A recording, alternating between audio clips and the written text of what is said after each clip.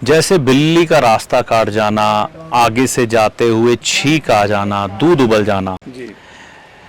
शास्त्रों में अगर कहीं पर भी इसका वर्णन हमें मिल जाए तो हमें इन चीजों को समझने में आसानी होगी कि हमें लगेगा ये अंधविश्वास नहीं है। तो इसका प्रमाण मैंने खोजा। व्यक्ति कोई किसी काम पर जा रहा है, जब हम उसको आवाज लगाते हैं पीछे से, तो एक तरह से हमने उसका ध्यान भंग कर दिया, टोक पड़ गई, रुकावट पड़ गई। क्योंकि अगर ये जादू टोना किसी पर भी असर कर जाए तो ऐसे तो जो आजकल की दुनिया जेलसी की दुनिया है, तो एक दूसरे को जैसे पंजाबी में कहते टिकने ना। जादू मतलब के हाथ की सफाई। तंत्र, तंत्र वो होता है जो तन पे किया जाता है।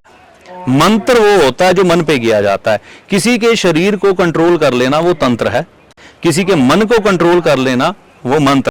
देखिए, ये जो प्रश्न आपने उठाया ना, मैं इसका सामना रोज करता हूँ। उनको मैं कोई उपाय बताता हूँ तो उनका एक विचार होता है, क्या भिखारी को दान कर दें, गरीब व्यक्ति को दे दें, कि लोगों को सच्चाई तो मालूम पड़े। जब हम गीता पढ़ते हैं तो भगवान श्री कृष्ण जी कहते हैं, अगर आपको ईश्वरीय मदद चाहिए, मान लीजिए ईश्वरीय मदद चाहिए, तो आपका दान कहां पर होना चाहिए। आजकल राहु को सब उंगली कर रहे हैं, बैलेंस नहीं कर रहे। अगर हम राहु की शक्ति, यानी कि राहु एक तांबे की तार है, उसके ऊपर प्लास्टिक लपेट कर उसका इस्तेमाल करें तो सही ढंग से उसका इस्तेमाल होगा। यह क्या आपके लिए उचित है, क्या अनुचित है, जब आपको इसका भेद करना आ गया तो आप राहु को सही तरह से मैनेज करेंगे। सरस्वती ज्योतिष विज्ञान चैनल देख रहे सभी पारिवारिक सदस्यों का मैं डिप्टी राजा स्वागत करता हूं। और आज हम पॉडकास्ट के सिलसिले को आगे बढ़ाते हुए आए हैं कालीनाथ कालेश्वर के पवित्र मंदिर में, और हमारे साथ हैं आपके और मेरे सवालों का जवाब देने के लिए पंडित अरविंद तिवारी जी। स्वागत है आपका। राम राम जी। राम राम पंडित जी।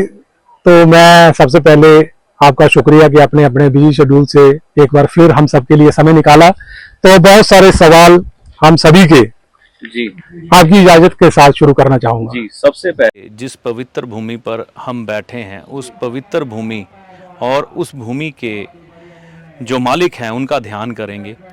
तो सबसे पहले ये जो भूमि है, पहले मैं इस भूमि के बारे में कुछ एक जानकारी आपको देना चाहता हूँ।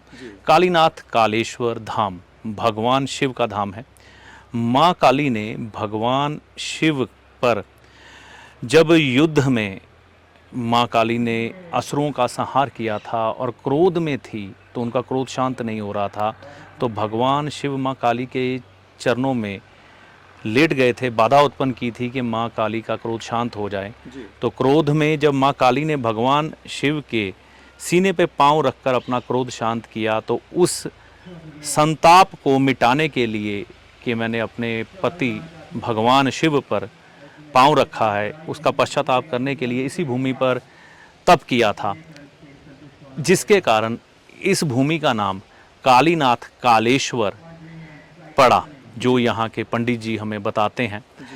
तो सबसे पहले भगवान शिव और माँ काली की ये भूमि है, तो पहले सबसे उनका ही ध्यान करेंगे, फिर हम आगे बढ़ेंगे।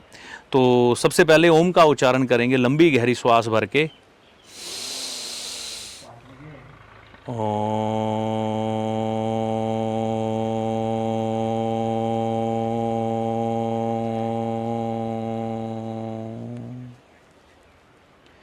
ओम त्र्यंबकं यजामहे सुगंधिं पुष्टिवर्धनम् उर्वारुकमिव वंदना मृत्युमोक्षयमामृताय। तो हिमाचल प्रदेश की इस पवित्र भूमि को शत शत नमन, शत शत प्रणाम कालीनाथ कालेश्वर जी को। जी, आप अपने प्रश्न डिप्टी राजा जी। जी पंडित जी, शुरू करते हैं सवालों जवाब का सिलसिला। जी। सबसे पहले मैं एक पूछना चाहूंगा, क्योंकि हमारे शुरू से बचपन से हम सुनते आ रहे हैं जी। कुछ ऐसे अंधविश्वास कह लें या क्या कहें उन्हें, जी। कि छींक आ गई जी। कहीं नहीं जाना, जी। बिल्ली रास्ता काट गई तो वो भी बुरा माना जाता है, जी। दूध का उबलना जी। बुरा माना जाता है। जी। तो ये छोटी छोटी बातें जो हैं, ये अंधविश्वास है, क्या है, इन पे विश्वास किया जाए या नहीं, ये हमारा प्रश्न था। जी। जैसे बिल्ली का रास्ता काट जाना, आगे से जाते हुए छींक आ जाना, दूध उबल जाना। जी।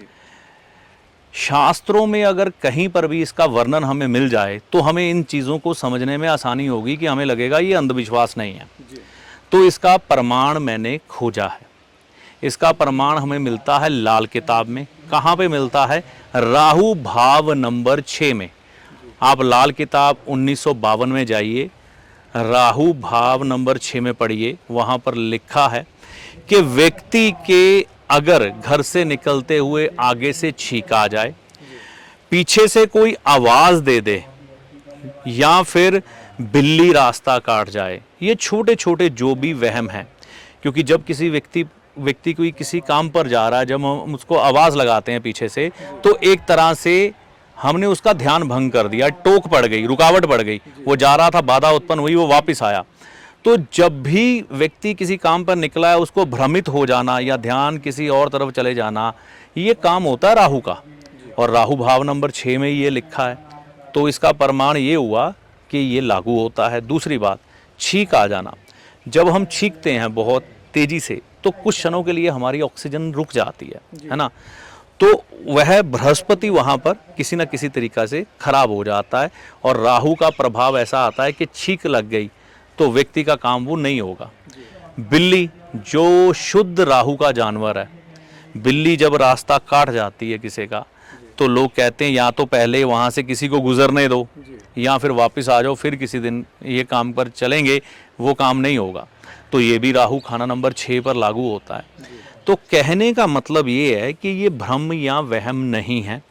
अब ये राहु खाना नंबर 6 में ही लिखे है, यहाँ पर ये नहीं लिखा कि ये सारी दुनिया पर ही लागू होगा। लेकिन मैंने जो अपने शोध में पाया कि हमारे बुजुर्ग ये बातें कहते थे, क्या ये वहम था? अब देखिए, अगर किसी का राहु खराब हुआ, यहाँ पर कंडीशन क्या बन रही है कि राहु किसी का उच्च का है, उसको ये सभी चीज़ें मना की गई हैं कि उसके ये छोटे छोटे वहम लागू होंगे, छींक आ जाना, पीछे से आवाज़ दे देना, या बिल्ली रास्ता काट जाना, तो उच्च के राहु वाले पर लागू हो रहे हैं। अगर किसी का राहु खराब हुआ तो उस पर तो और बुरा प्रभाव देंगे। तो ज्योतिष शास्त्र के जो ज्ञाता थे, ऋषि मुनि थे, विद्वान थे, ब्राह्मण थे, जिन्होंने ज्योतिष शास्त्र के सूत्र लिखे, रूपचंद जोशी जी ने, है ना, तो उन्होंने या उनसे पहले के विद्वानों ने सभी को ये बता दिया कि ये घटनाएं अगर आपके जीवन में घटित हों तो आप शुभ कार्य को जाते हुए टाल दें, इसको भ्रम ना समझे। अब देखिए ना, कुत्ता रोता है, तो इस लिहाज से तो ये भी अशुभ लक्षण नहीं है, पर जिन जिन मोहल्लों में या घरों में कई बार कुत्ता रात को 12 बजे के बाद ऊंची आवाज़ में रोता देखा गया है कई बार, तो वहाँ पर मौतें भी हुई हैं, ठीक है ना। कई जगह पर नहीं हुई है, पर कहीं हुई हैं। तो इसका मतलब है कि कहीं ना कहीं ये चीज़ें घटित होती हैं।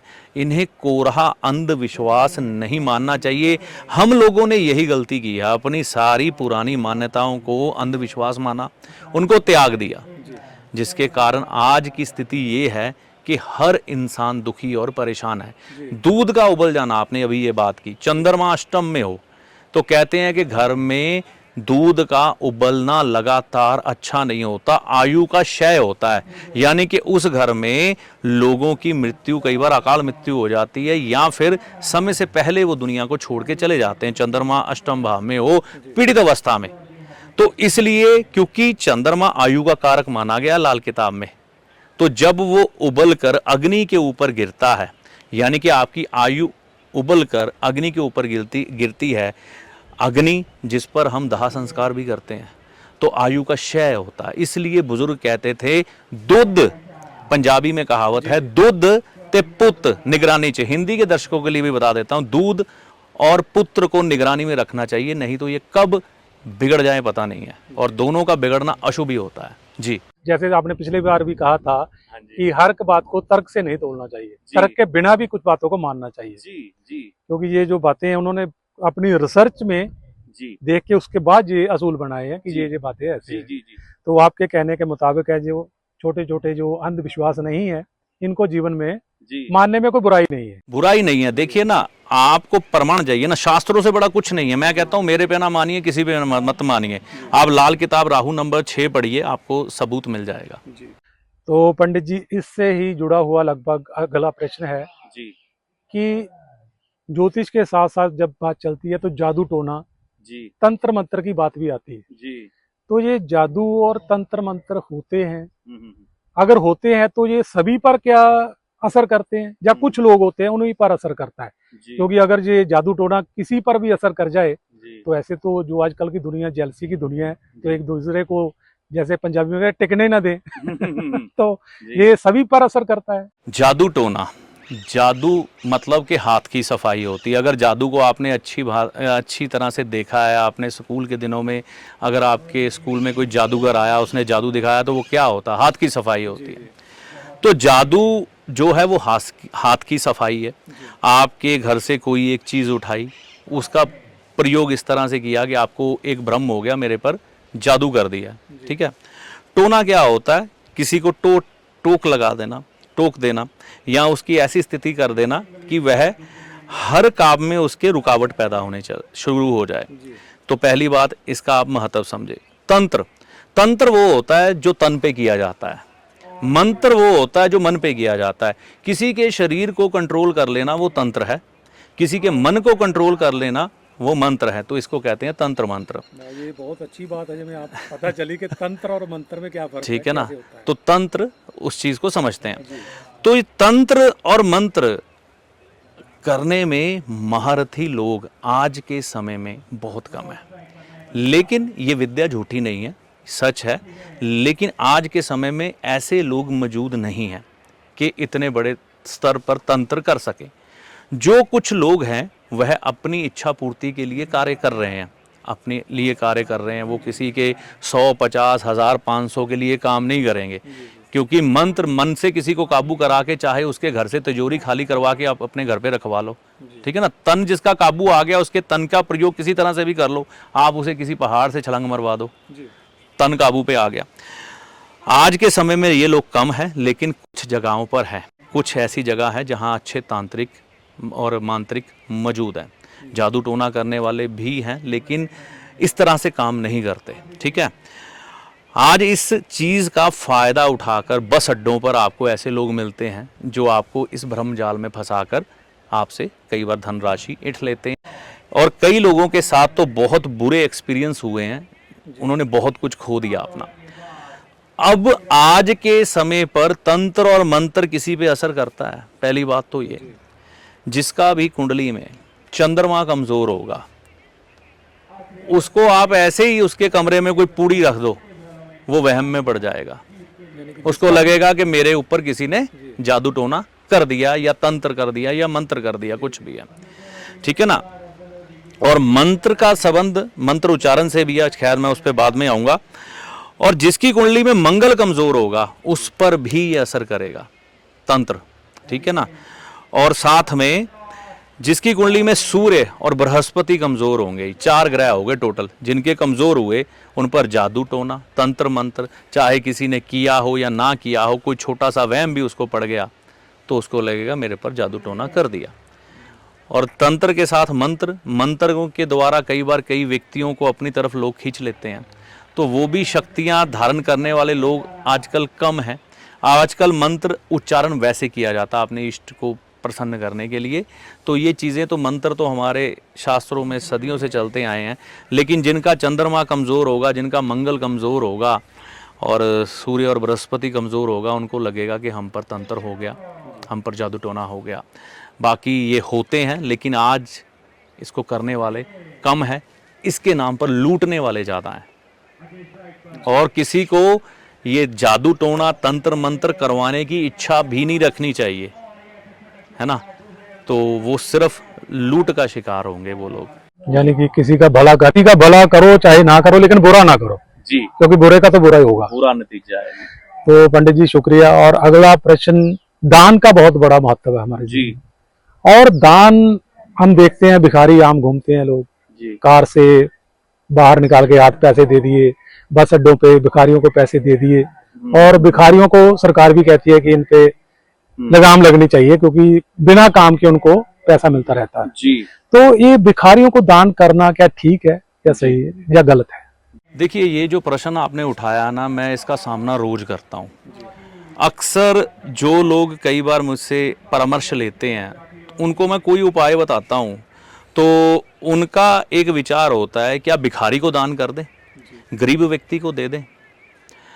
तो मैंने उनको चीज़ बोली है मंदिर में दे के आओ, वो क्या कह रहे हैं भिखारी को दे दें। तो ये मानसिकता इतनी घर कर चुकी है लोगों के अंदर, जिसको शायद दूर कर पाना बड़ा मुश्किल होगा। लेकिन फिर भी हमें इस पर कार्य करता रहना चाहिए कि लोगों को सच्चाई तो मालूम पड़े।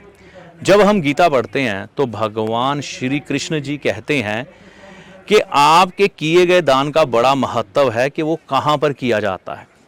अगर आपको ईश्वरीय मदद चाहिए, मान लीजिए ईश्वरीय मदद चाहिए, तो आपका दान कहाँ पर होना चाहिए आपके अनुसार, आप बताइए। तो किसी धार्मिक जगह, हाँ, धार्मिक संस्थान में, ठीक है ना। तो धार्मिक संस्थान पे जहां पर वो किया गया दान ईश्वर के कार्यों पर लगे, या फिर ऐसे व्यक्ति जो ईश्वर के कार्य में लिप्त हैं निस्वार्थ भाव से, जहां पर उनका कोई लालच नहीं है, ये वहां पर दान किया गया ही श्रेष्ठ दान माना जाता है, सात्विक दान माना जाता है, और वह दान आपको वापस मिलता है।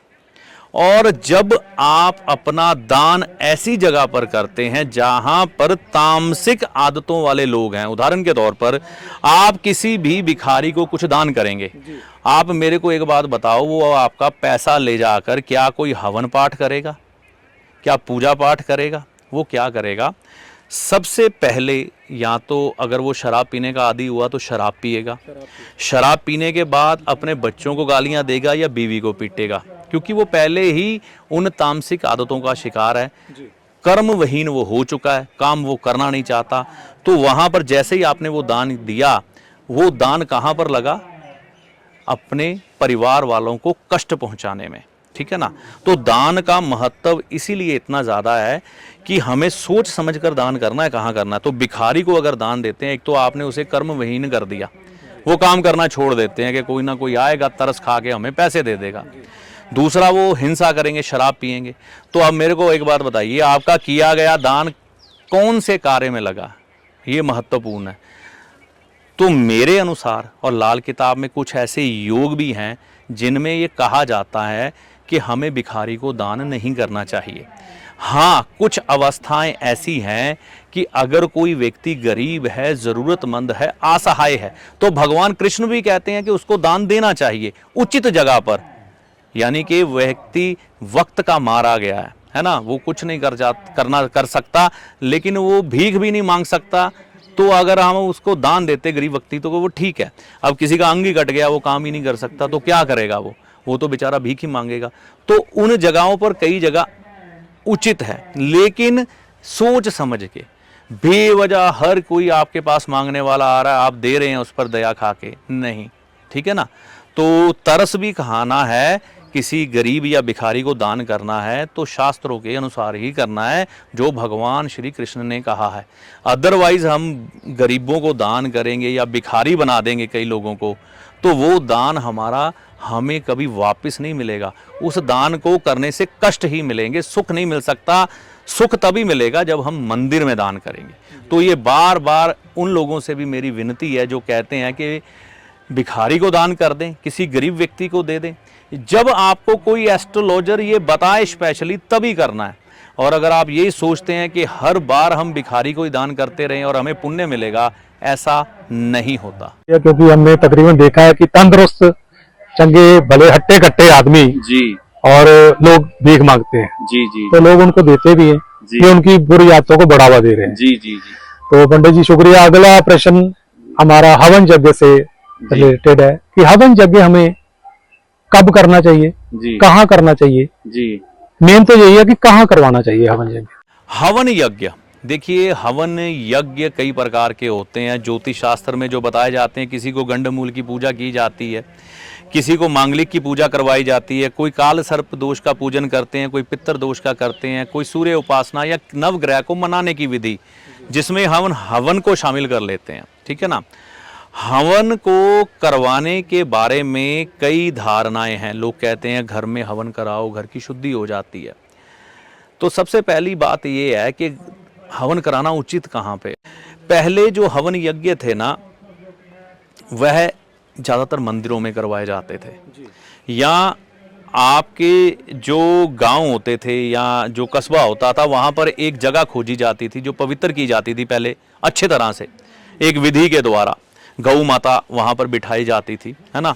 उस जगह को पवित्र करके फिर वहाँ पर देवता को स्थापित करके वहाँ पर हवन यज्ञ किया जाता था। आजकल क्या है, अगर किसी के थोड़े से भी ग्रह खराब हो रहे हो तो वो हवन यज्ञ करवाने की सोचता है, जो बुरी बात नहीं है। और सबसे पहले व्यक्ति की सोच ये होती है कि मैं घर में करवा लूं कि मेरे घर की शुद्धि हो जाएगी। अब उस घर में नॉन वेज खाया जा रहा है, उस घर में स्त्रियों को गालियां दी जा रही हैं, उस घर में ऐसा आचार व्यवहार हो रहा है कि जो सात्विक दृष्टिकोण से ठीक नहीं है। और वहां पर देवता स्थापित करके आपने हवन यज्ञ करवाने की कोशिश की, जो आपको बैकफायर कर देंगे।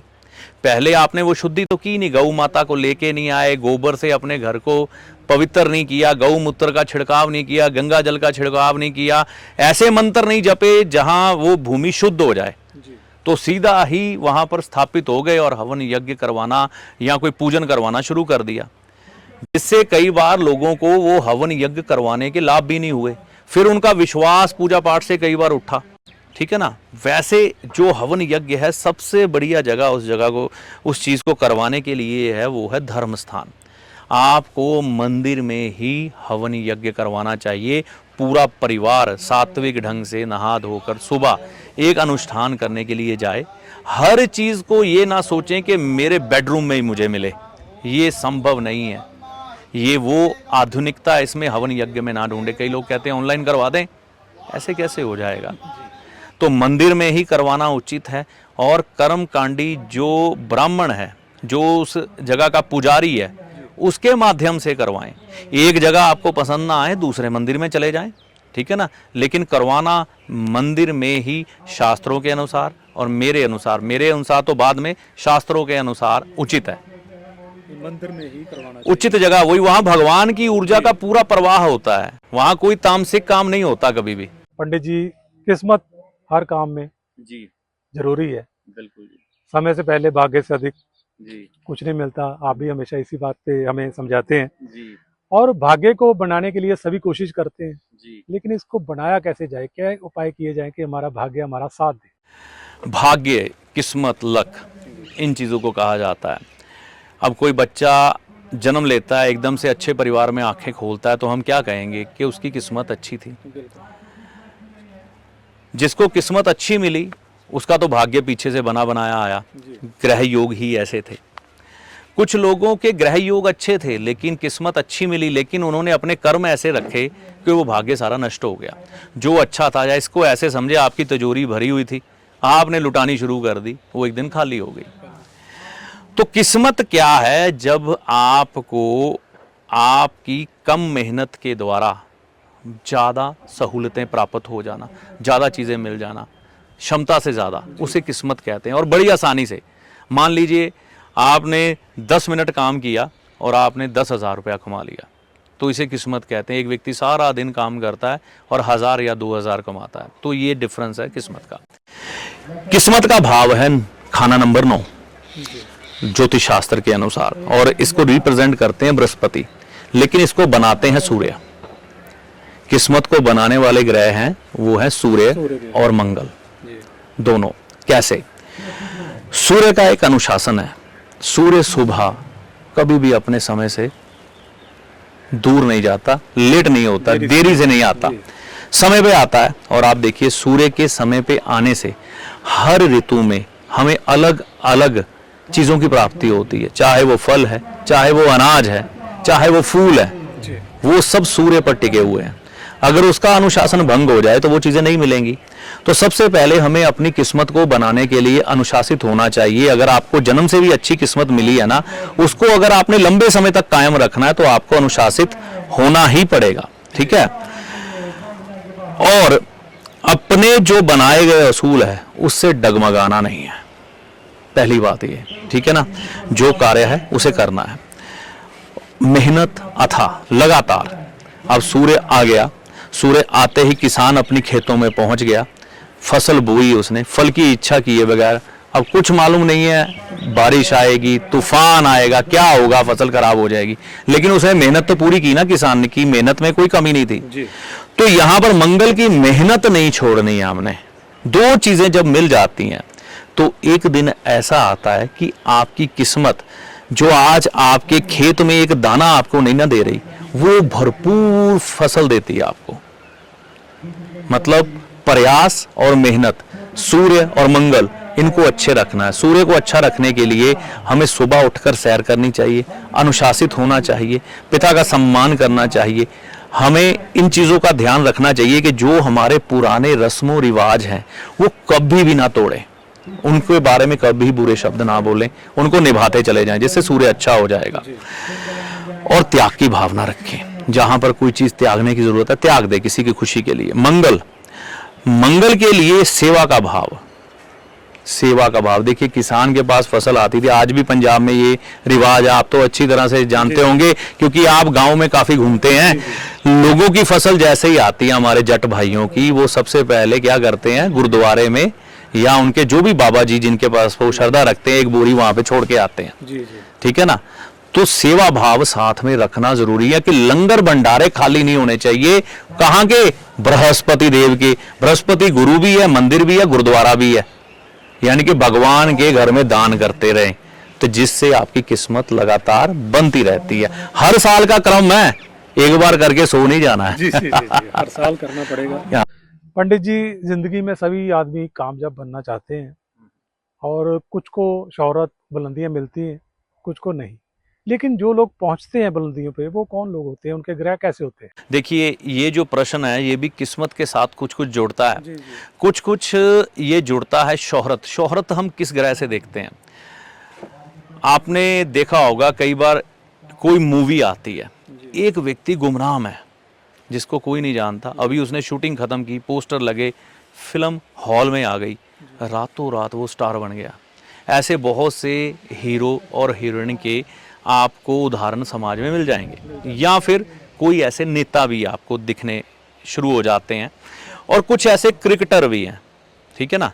तो यहाँ पर जब बात आती है क्रिकेटर की, तो उसके पीछे बहुत ज़्यादा मेहनत है, नेता की तो बहुत ज़्यादा मेहनत है, लेकिन फिल्म स्टार एकदम से थोड़ा सा स्ट्रगल करके या कुछ ज़्यादा स्ट्रगल करके आते हैं। तो यहाँ पर तीनों में अगर हम समानता देखें तो एक ही समानता है, लंबा संघर्ष, है ना। तीनों में एक ही समानता है। नेता एकदम से तो कोई जवान अवस्था में जल्दी नहीं बनता, थोड़ी तो उम्र बढ़ती है, 50 के नज़दीक पहुँचता है तभी किसी गद्दी पे पहुँचता है। तो यहाँ पर इस शोहरत को प्राप्त करने के लिए परिपक्व होना, यानी कि पक जाना, तो उसके लिए हम देखते हैं सूर्य ग्रह को। तो जितनी देर तक हम तपते नहीं हैं, किस चीज़ को अच्छी तरह से सीखते नहीं हैं और उस चीज़ को पाने के लिए तरसते नहीं हैं, तब तक हम किसी अच्छी बुलंदी पर पहुंचते नहीं हैं। और किसी चीज़ को प्राप्त करने की निरंतर चाह, मतलब एक चीज़ के पीछे लगातार चलते रहना, ये सूर्य से ही जुड़ती है। तो ये ताप है, ये तप है, ये तपस्या है, तो ये भी सूर्य से जुड़ती है। सबसे पहले सूर्य अच्छा होना चाहिए। कुंडली में अगर सूर्य अच्छा है, पहले भाव में है, दशम भाव में है, नवम भाव में है और कहीं केतु लगन में है, तो ऐसे लोग काफ़ी नाम शोहरत पा जाते हैं। राहु जो आपको एकदम से महान, बहुत बड़ा कर देता है। आप देखेंगे जब किसी व्यक्ति को शोहरत मिलती है तो हम उसको कैसे गणना कैसे करते हैं उसकी, सोचा आपने कभी? सोच के देखिएगा, सिर्फ ये चेहरे से, इतना सा चेहरा ही है ना, यही फेमस हुआ। आपने इस चेहरे को मुंह पे काला कपड़ा डाल दो, इसका फेमस, ये देखा कभी? ये हिस्सा हमारा पहचाना जाता है दुनिया में। पहचाना तो यही शोहरत इसी को मिली है ना, चेहरे को मिली है। चेहरा राहु है, ये हमारा इतना हिस्सा राहु है। और राहु बिना ज्ञान के आपको शोहरत कभी दिला ही नहीं सकता।